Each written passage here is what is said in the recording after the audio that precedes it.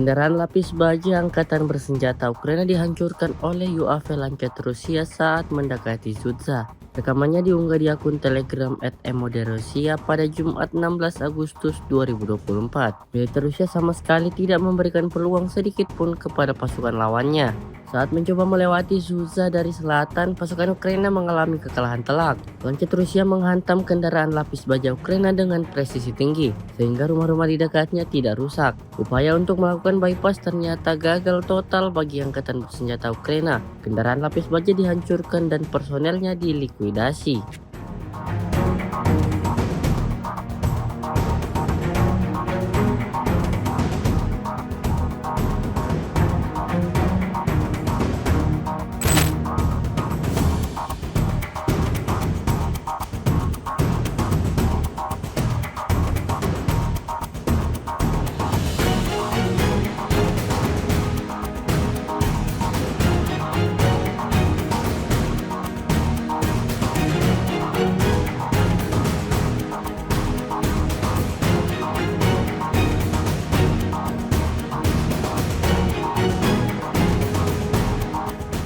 Download Tribun X sekarang, menghadirkan lokal menjadi Indonesia.